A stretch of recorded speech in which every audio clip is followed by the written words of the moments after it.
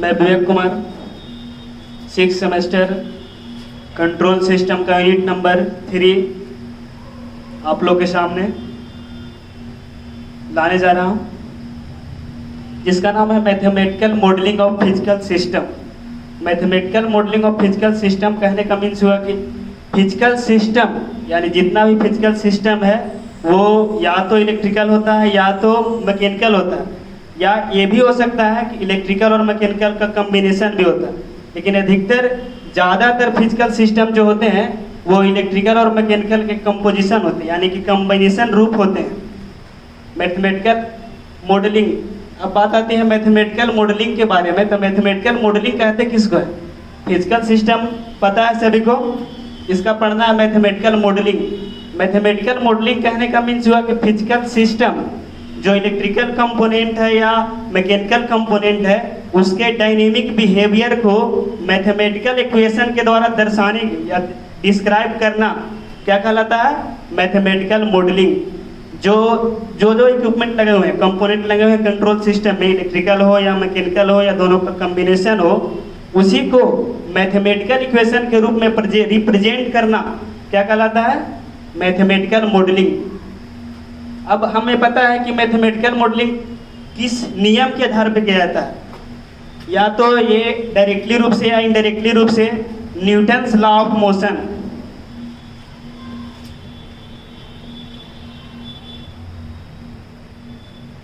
Newton's law of motion जो क्या कहता है? Sum of external force is equal to sum of force consume to displacement, velocity, acceleration और another physical quantity. यानी जितना भी एक्सटर्नल फोर्स अप्लाइड किया जा रहा है वो सब इक्वल किसका होता है?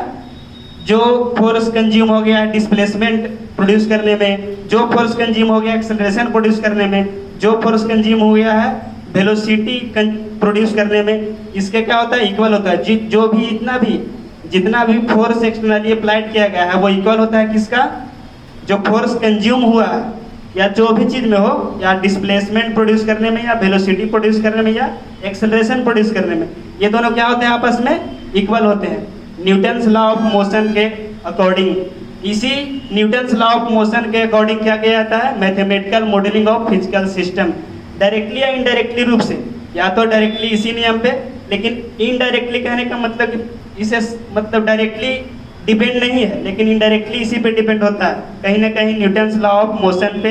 यानी कि जो एक्सटर्नली फोर्स अप्लाइड किया जा रहा है वो इक्वल होता है जो फोर्स कंज्यूम हो गया है डिस्प्लेसमेंट प्रोड्यूस करने में, वेलोसिटी प्रोड्यूस करने में, या एक्सेलरेशन प्रोड्यूस करने में, या और अनदर फिजिकल क्वांटिटी प्रोड्यूस करने में। तब यहाँ पढ़ना है कि फिजिकल सिस्टम जनरली दो तरह के होते हैं, एक ट्रांसलेशनल सिस्टम और दूसरा मैकेनिकल रोटेशनल सिस्टम। तो ट्रांसलेशनल सिस्टम कहते हैं किसको है? एक ट्रांसलेशनल सिस्टम है, एक रोटेशनल सिस्टम। तो ट्रांसलेशनल कहने का मीन्स हुआ कि ये वैसा मोशन सिस्टम जिसमें क्या हो? सिर्फ लीनियर मोशन हो। लीनियर कहें तो स्ट्रेट लाइन का मोशन को हम लोग क्या कहते हैं? Translational motion. लीनियर या स्ट्रेट लाइन में जो मोशन हो रहा है उसे क्या कहते हैं? ट्रांसलेशनल मोशन या translational system. System is called, physical system is called electrical combination of electrical and physical component, electrical और मैकेनिकल कंपोनेंट। इसका पढ़ना है mathematical modelling of translational system. तो इसमें जनरली 3 तरह का क्वांटिटी लिया जाता है। सबसे पहला मास, दूसरा स्प्रिंग, तीसरा डैम्पर। मास कहने का मीन्स हुआ कि जिसमें बॉडी का काइनेटिक एनर्जी मौजूद रहता है उसे क्या कहते हैं? मास कहते हैं। मास में उसका क्या रहता है? जितना जो बॉडी ट्रांसलेशनल मोशन में है उसका काइनेटिक एनर्जी पूरी तरह से जिसमें रहता है, जिसमें प्रेजेंट रहता है उसे क्या कहते हैं? मास कहते हैं। दूसरा हुआ spring, concept of elastic deformation of body. कहने का means elastic deformation. Elastic deformation है क्या? जब किसी में फोर्स लगाते हैं तो क्या होता है? उसका शेप चेंज करता है और फोर्स रिमूव करने से वही वापस शेप में आ जाता है। सेम उस प्रकार से स्प्रिंग है। स्प्रिंग में हमेशा कौन सा एनर्जी स्टोर रहता है? Potential energy. जब इसे हम क्या करते हैं? स्ट्रेच करते हैं यानी फैलाते हैं तो इसमें एनर्जी जो स्टोर रहता है, और जब इसे वापस छोड़ देते हैं तो ये वापस अपनी स्थिति में आ जाता है। सेम इस प्रकार से elastic deformation as like spring, spring as like elastic deformation, force लगाएं डिफॉर्मेशन हुआ, फोर्स हटाए डिफॉर्मेशन वापस चला गया, यानी कि अपना शेप में वापस आ गया। एक होता है डैम्पर, डैम्पर कहने का मीन्स जो अपोजिंग करते हैं, जब बॉडी मोशन में होता है, ट्रांसलेटरी मोशन में होता है, तो जो क्वांटिटी इसमें अपोजिशन डालते हैं, जैसे विस्कस फ्रिक्शन हो गया, फ्रिक्शन हो गया, उसको डैम्पर के अकॉर्डिंग कंसिडर किया जाता है। यानी तीन ही चीज लिया जाता है mathematical modelling of translational system करने के लिए, मास, स्प्रिंग और डैम्पर, तीन चीज, मास, स्प्रिंग और डैम्पर। एक होता है d'Alembert's principle. D Alembert principle क्या कहता है? डी एलम्बर्ट प्रिंसिपल कहता है कि the force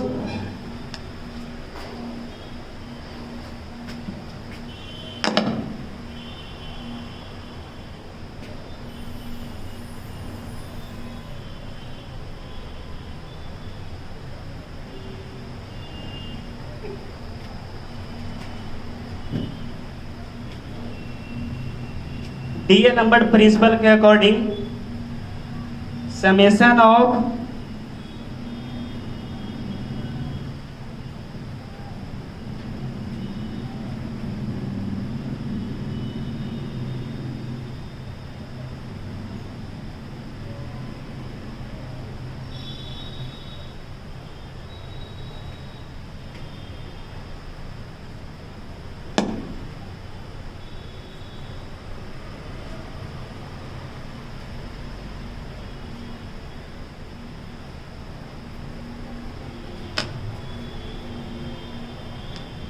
force consumed to produce acceleration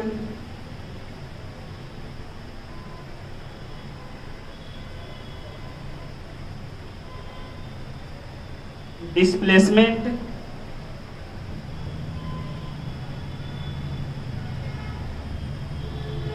velocity etc.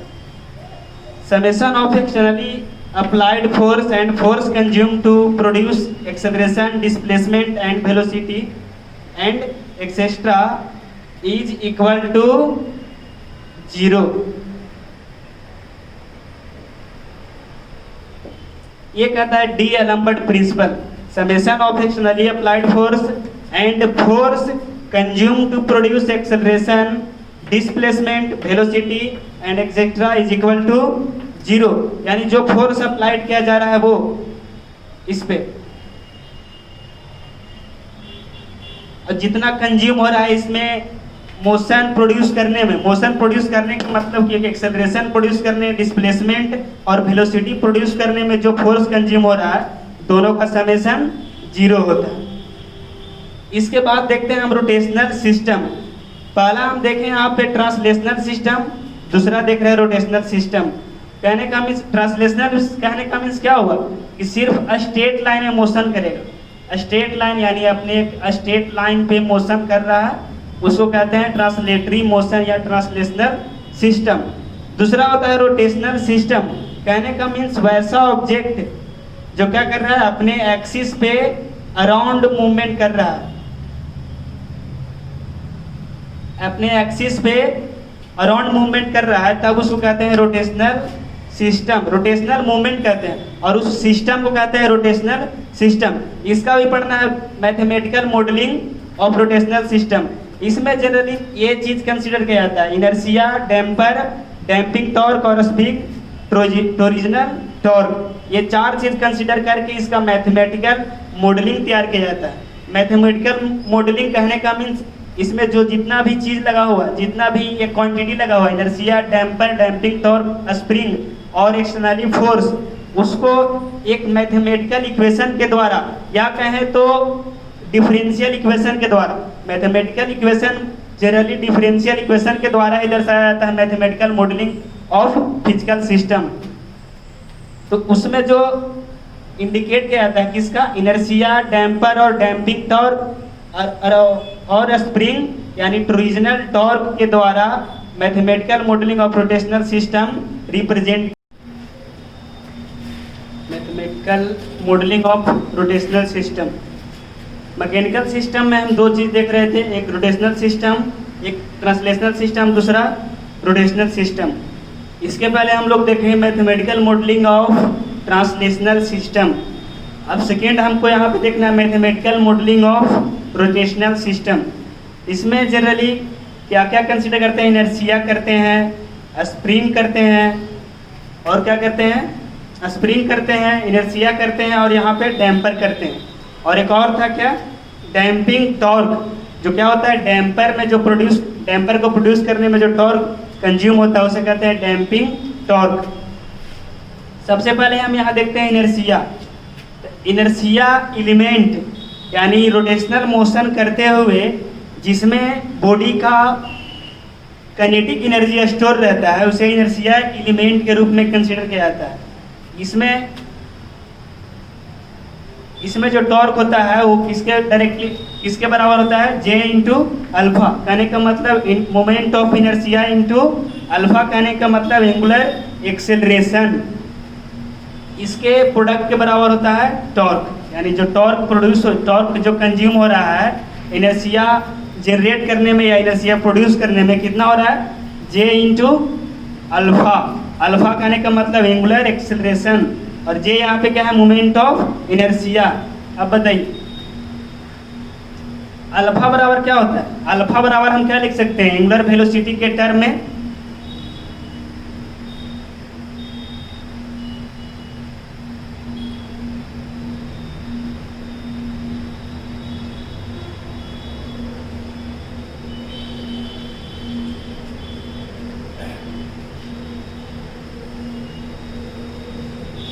Angular velocity के टर्म में लिख सकते हैं इसको, अल्फा बराबर यानी एंगुलर एक्सेलरेशन बराबर change in angular velocity per unit time is called angular acceleration, यानी अल्फा बराबर D omega by D T. अब ओमेगा बराबर क्या लिख सकते हैं, एंगुलर डिस्प्लेसमेंट के टर्म में क्या लिख सकते हैं, D theta by D T, यानी डी थीटा। थीटा कहने का मीन्स क्या, जो एंगुलर डिस्प्लेसमेंट है वो चेंज इन एंगुलर डिस्प्लेसमेंट पर unit time is called angular velocity. तब यहाँ पे इसका वैल्यू पहले फर्स्ट ऑफ ऑल हम अल्फा का वैल्यू यहाँ पे रखते हैं, जे अल्फा के बराबर क्या है, D omega by D T, यानी change in angular velocity per unit time D omega by D T. अब ओमेगा बराबर कितना है, D theta by D T. Theta कहे तो एंगुलर डिस्प्लेसमेंट।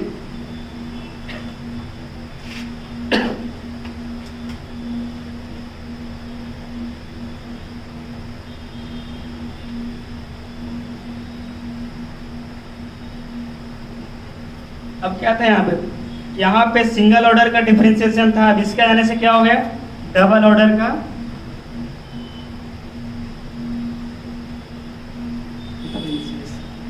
यानी जो इनर्शिया प्रोड्यूस करने में कितना टॉर्क कंज्यूम हो रहा है वो कितना है, J into D square D double differentiation theta by D T square, यानी थीटा बाय थीटा का डबल डिफरेंशिएशन और प्रोडक्ट जे क्या है, मोमेंट ऑफ इनर्शिया। अब दूसरा हम देखते हैं डैम्पर।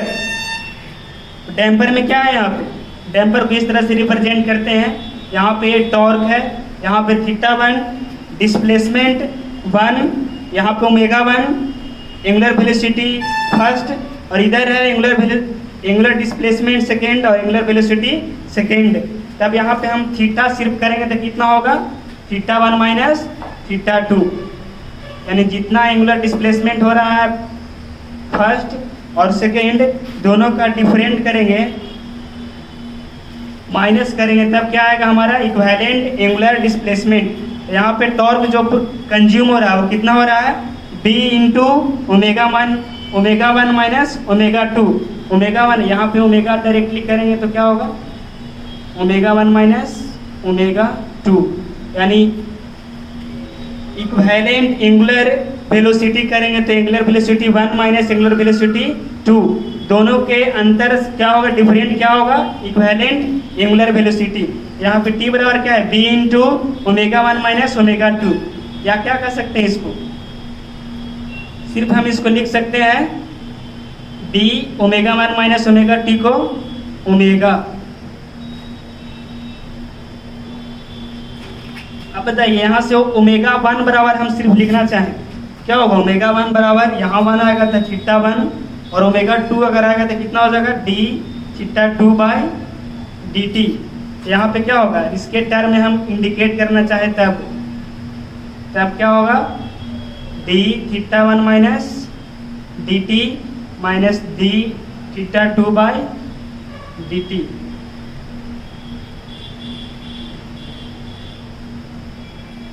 या इसके टर्म में करना चाहिए इक्विवेलेंट एंगुलर वेलोसिटी के टर्म में, तो क्या होगा?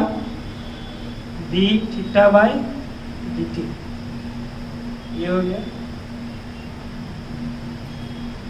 जो टॉर्क कंज्यूम हो रहा है डैम्पर प्रोड्यूस करने में। अब तीसरा आ गया यहाँ पे स्प्रिंग, जो स्प्रिंग में इलास्टिक डिफॉर्मेशन हो रहा है उसे प्रोड्यूस करने में कितना टॉर्क कंज्यूम हो रहा है, वो यहाँ पे देखते हैं। तो क्या पढ़े थे हम? उसमें पढ़े थे कि F directly proportional to X, कहने का मीन्स डिस्प्लेसमेंट ट्रांसलेशनल सिस्टम है। अब यहाँ पे क्या एंगुलर सिस्टम है, रोटेशनल सिस्टम है, तो यहाँ पे जो डिस्प्लेसमेंट लेंगे सिर्फ डिस्प्लेसमेंट ना हो करके क्या हो जाएगा? Angular displacement. यहाँ पे क्या होगा? डी डायरेक्टली प्रोपोर्शनल, यानी torque directly proportional to theta. अब यहाँ पे प्रोपोर्शनलिटी के साइन हटाना है तो क्या देंगे? यहाँ पे एक कांस्टेंट देंगे, कितना होगा? के थीटा। जो के क्या है? Spring constant. एक किस पे डिपेंड करता है? मटेरियल, यानी जिस मटेरियल से स्प्रिंग बना हुआ है, यानी जिस तरह का मटेरियल हम यूज करेंगे उस तरह का इसका के वेरी करेगा। यहाँ पे क्या हो गया? टॉर्क बराबर के थीटा, यानी स्प्रिंग में डिफॉर्मेशन प्रोड्यूस करने के लिए कितना टॉर्क कंज्यूम किया जा रहा है? के इंटू थीटा। के कहें तो स्प्रिंग कांस्टेंट और थीटा कहें तो डिस्प्लेसमेंट। और ये कितना होगा? थीटा बराबर थीटा 1 माइनस थीटा 2, यानी displacement angular displacement 1 minus angular displacement 2।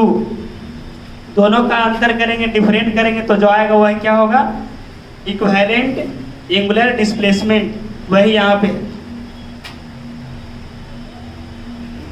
अब सभी देखिए यहाँ पे थीटा के टर्म में आ गया है, ये भी थीटा के टर्म में, ये भी थीटा के टर्म में, और ये भी थीटा के टर्म में। अब यहाँ पे डी एल नंबर प्रिंसिपल क्या कहता है कि जो एक्सटर्नली फोर्स लगाया गया है और जो फोर्स कंज्यूम हुआ है ये सब क्वांटिटी प्रोड्यूस करने में, इनर्शिया, डैम्पर और स्प्रिंग में ओरिजिनल टॉर्क प्रोड्यूस करने में जो कंज्यूम हुआ है उसका समेशन क्या होता है? 0 होता है। यहाँ से T बराबर टोटल करेंगे तो क्या हो जाएगा? पहला इनर्शिया एलिमेंट का कितना है? T प्लस, और सबका साइन किस में लेंगे? माइनस में लेंगे, क्योंकि क्या होता है? एक्सटर्नली जो अप्लाइड किया जा रहा है वो और ये दोनों अपोजिट डायरेक्शन में होते हैं। अगर ये प्लस में होगा तो ये किस में लेंगे? माइनस में, क्योंकि इसका क्या है? अपोजिट डायरेक्शन में ये होता है। जिधर से हम लगा रहे हैं ये फोर्स और ये सब जो फोर्स कंज्यूम हो जा रहा है इसे प्रोड्यूस करने में, वो क्या होगा? दोनों एक दूसरे के अपोजिट होगा। तब किस लिए लेते हैं? इसका अगर हम प्लस लेंगे तो इसका माइनस, दोनों अपोजिट साइन का होता है। यहाँ पे करेंगे फर्स्ट क्या होगा? Minus J D square theta by D T square minus क्या होगा यहाँ पे? डी थीटा बटा डी टी, और यहाँ पे क्या होगा?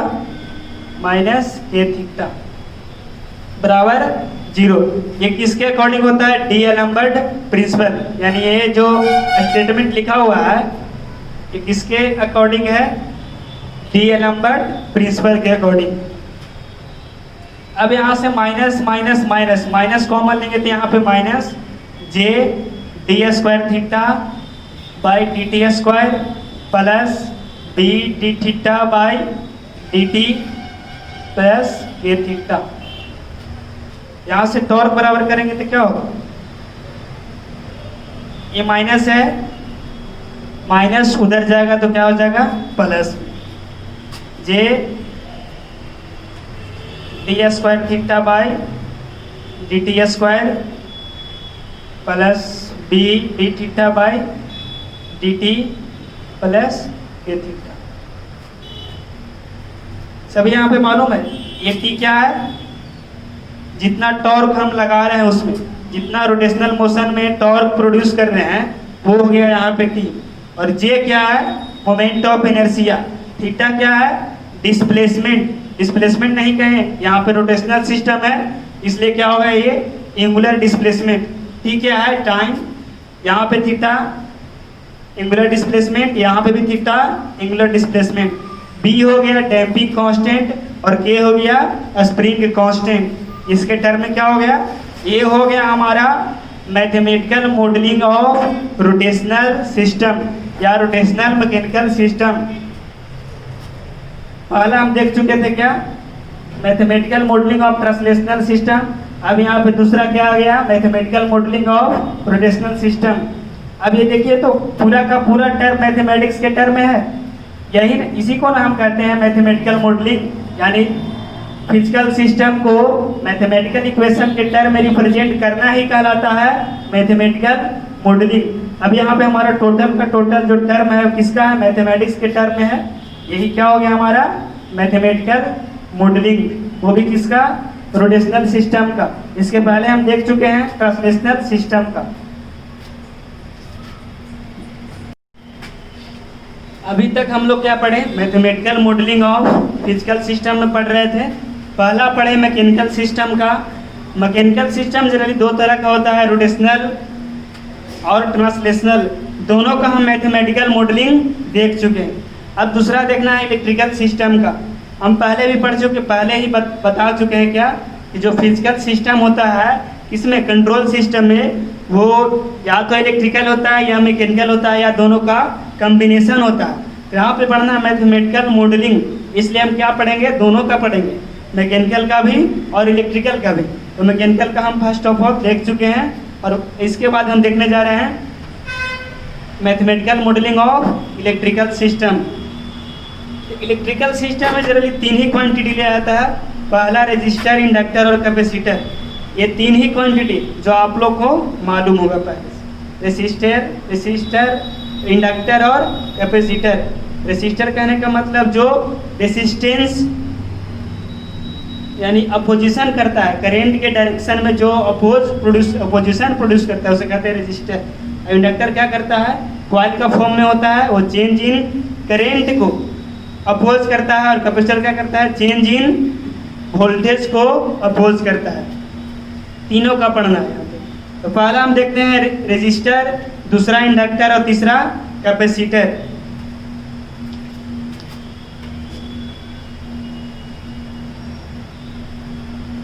ये हो गया हमारा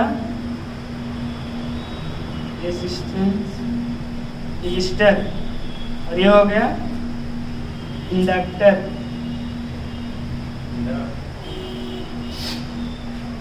और ये हो गया किसका, क्या होगा,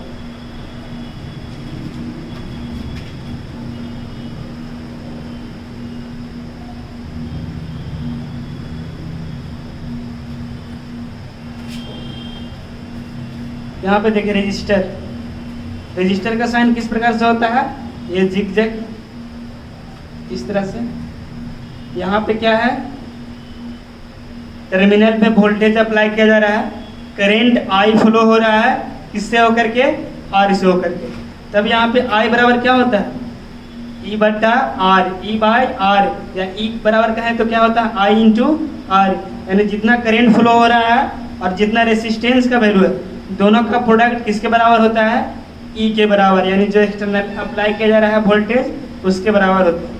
इंडक्टर में क्या होता है, एल बराबर D phi by D I, यानी कि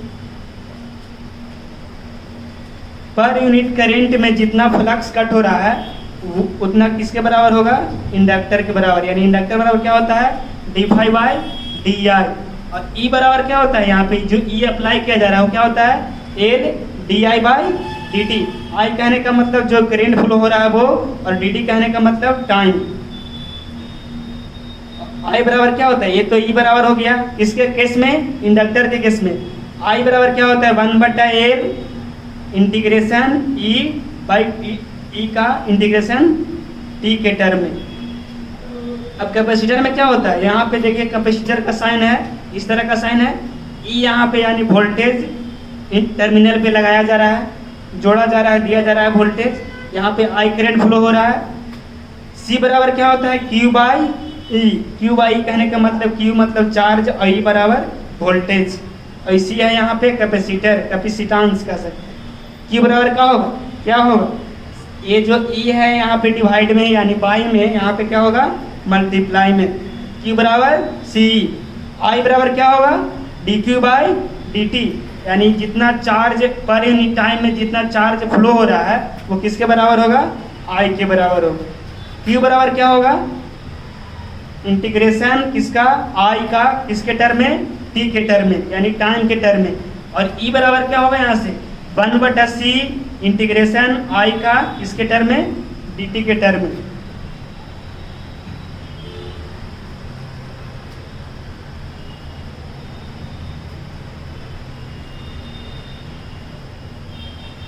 यहाँ से Q बराबर इतना है ना, और Q बराबर यहाँ से पढ़े सी ई, यहाँ से E करेंगे तो क्या होगा Q बाई सी। Q बराबर इतना है, Q बराबर इतना है, देखिए यहाँ से Q बराबर सी है, यहाँ से E बराबर करेंगे तो क्या होगा Q बाई सी। Q बराबर हमारा क्या गया है, इतना आया है, कहें तो इंटीग्रेशन आई डी टी। आई का इंटीग्रेशन किसके टर्म में, टी के टर्म में। इसी को क्या लिख दिया है 1/c आई डी टी। ये तो हो गया ई बराबर। अब आई बराबर क्या होता है, आई बराबर होता है C D by D T, यानी कि ई का डिफरेंशिएशन किसके टर्म में, टी के टर्म में।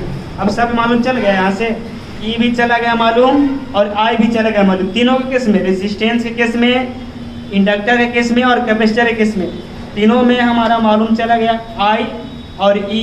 आई कहने का मीन्स जो हमारा मिल रहा है, और ई कहने का मतलब जो हम इस सर्किट को दे रहे हैं, जो अप्लाई कर रहे हैं, अप्लाइड कर रहे हैं। अप्लाइड क्या हो रहा है, वोल्टेज, और मिल क्या रहा है, करेंट। दोनों हमारा फाइंड हो गया। अब इसी पे हमारा आधारित है किस, क्या, mathematical modelling of electrical system. First of all हम चलते हैं सीरीज सर्किट का।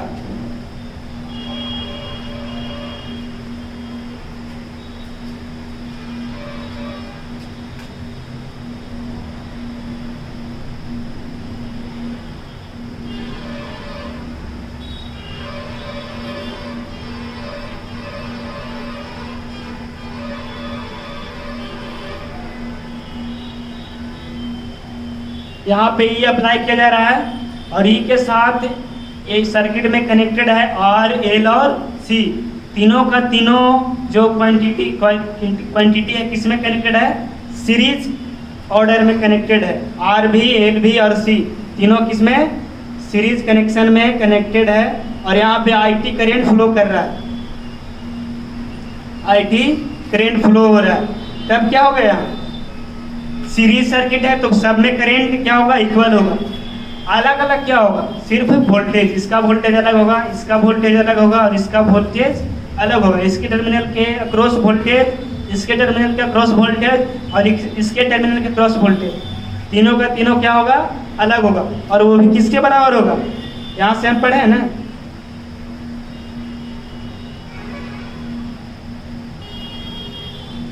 ई बराबर क्या होगा, E1 यानी ई आर कर सकते हैं, रेसिस्टेंस का आर, ई एल प्लस ई सी। अब देखिए यहाँ पे बताया गया है ई आर कहने का मतलब जब रेजिस्टिव सर्किट रहता है तो ई बराबर कितना होता है, आई आर, और आई है वहाँ पे, यहाँ पे करंट क्या लिया गया है, आई टी। तो क्या हो जाएगा आई टी इंटू आर, और प्लस में ई एल। ई एल कहने का मीन्स क्या होगा, ई एल कहने का मतलब जो इंडक्टर के क्रॉस वोल्टेज रहता है वो, तो कितना होता है, L D I by T T. L D I by D T कहने का मतलब वहाँ आई है, लेकिन यहाँ करंट क्या है आई टी, कितना करंट हो जाएगा D I by D T. और तीसरा हो गया ई सी, यानी जो कैपेसिटर के अक्रॉस वोल्टेज होता है कितना होता है ई सी 1/c integration I D T. I D T कहने का मतलब आई है यहाँ पे करंट, लेकिन यहाँ पे करंट आई टी माना गया है, आई टी लिया गया है, तब क्या होगा 1/c आई टी इंटू डी टी।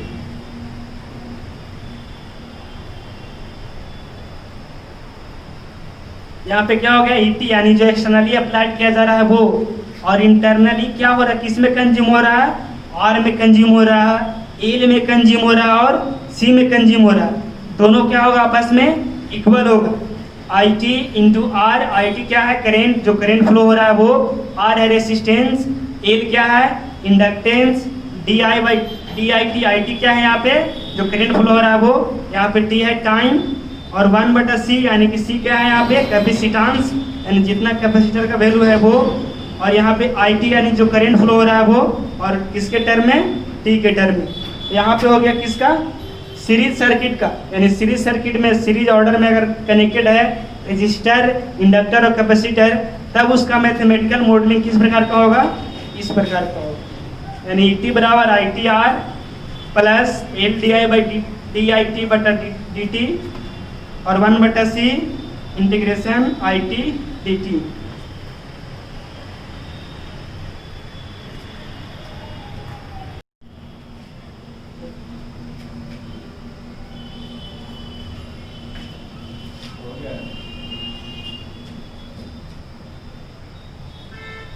इसके पहले हम पढ़े हैं क्या, सीरीज कॉम्बिनेशन का मैथमेटिकल मॉडलिंग, इसका इलेक्ट्रिकल सिस्टम का। अब यहाँ पढ़ रहे हैं पैरेलल कॉम्बिनेशन का मैथमेटिकल मॉडलिंग। तो पैरेलल में क्या होता है, सब में करंट अलग अलग होता है, वोल्टेज क्या होगा सब में, सबके अक्रॉस सेम होता है, सिर्फ क्या होता है करंट अलग, इसमें करंट अलग, इसमें करंट अलग, इसमें करंट अलग, लेकिन तीनों का अक्रॉस, आर के अक्रॉस, एल के अक्रॉस और सी के अक्रॉस वोल्टेज क्या होता है सेम होता है। अब यहाँ से कर सकते हैं आई टी बराबर टोटल क्या होगा, I across R, I across L, I across C. अब बताइए यहाँ से आर के केस में आई कितना फ्लो करता है, यहाँ पे लिखा हुआ है आई बराबर ई बाई आर, कितना होता है ई बाई आर।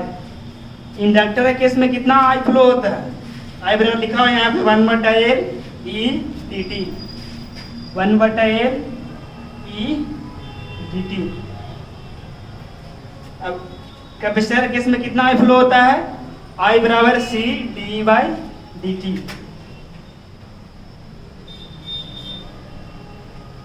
अब एक जानते हैं हम ई बराबर कितना होता है D phi by D T, यानी जितना रेट ऑफ फ्लक्स ज़्यादा होगा, जितना ज़्यादा होगा उतना वोल्टेज इंड्यूस ज़्यादा होगा, जितना ये कम रहेगा उतना ही कम वोल्टेज इंड्यूस होगा।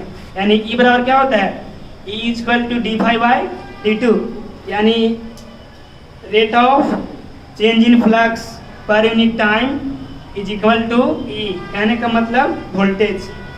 तब यहाँ पे रख सकते हैं ई की जगह पे क्या रख सकते हैं D Q by D T, D Q by D T, और यहाँ पे 1/r है।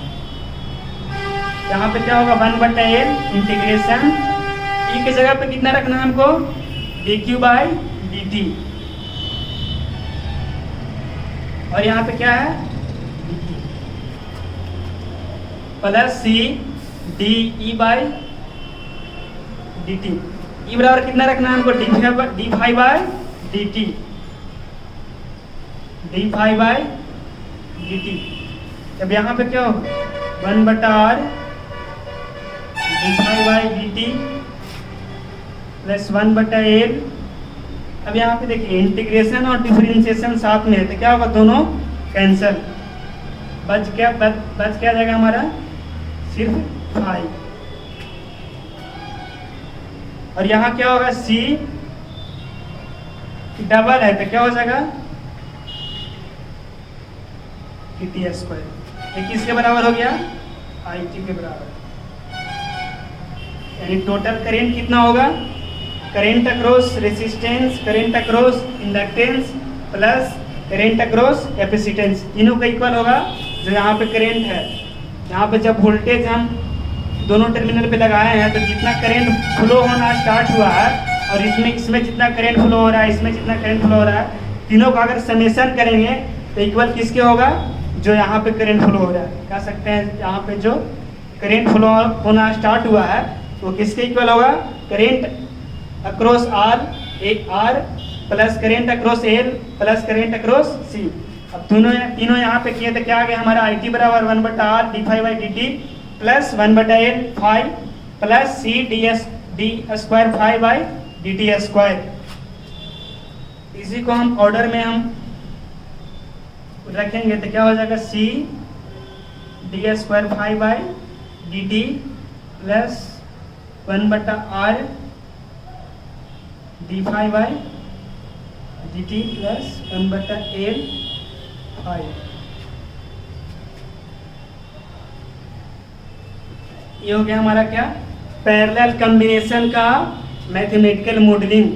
मैथमेटिकल मॉडलिंग कहने का मतलब मैथमेटिक्स के टर्म में रिप्रेजेंट हो रहा है, यही इसी को क्या कहते हैं? Mathematical modelling. और ये सब क्या है? फिजिकल सिस्टम को हम रिप्रेजेंट कर रहे हैं। फिजिकल सिस्टम में दोनों आ जाता है, इलेक्ट्रिकल सिस्टम और मैकेनिकल सिस्टम। पहले हम कर चुके हैं मैकेनिकल सिस्टम का, अभी हम कर रहे हैं इलेक्ट्रिकल सिस्टम का। इलेक्ट्रिकल में इसके पहले हम क्या किए? पैरेलल कॉम्बिनेशन के पहले सीरीज कॉम्बिनेशन का, और अभी कर रहे हैं पैरेलल कॉम्बिनेशन का। पैरेलल कॉम्बिनेशन का कितना है मैथमेटिकल मॉडलिंग? सी का मतलब कैपेसिटेंस, फाई का मतलब फ्लक्स, और यहाँ भी फाई, यहाँ भी फाई मतलब फ्लक्स है, और आर है यानी यहाँ पे क्या है? 1/r, या कह सकते हैं इसको क्या? रेसिप्रोकल ऑफ आर, यहाँ कह सकते हैं रेसिप्रोकल ऑफ एल। ये क्या हो गया हमारा? Mathematical modelling of parallel system.